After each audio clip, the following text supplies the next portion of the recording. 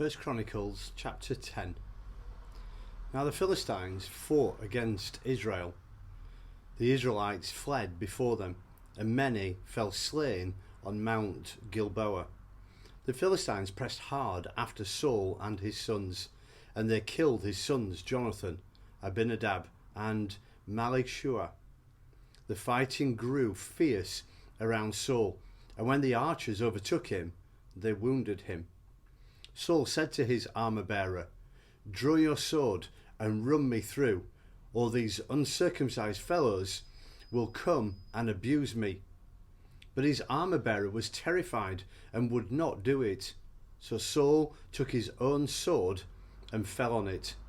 When the armour-bearer saw that Saul was dead, he too fell on his sword and died.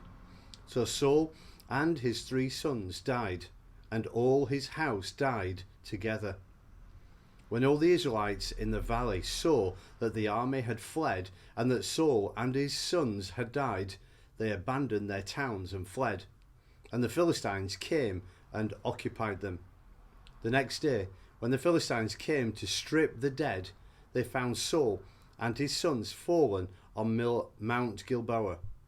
They stripped him and took his head and his armour, and sent messengers throughout the land of the Philistines to proclaim the news among their idols and their people.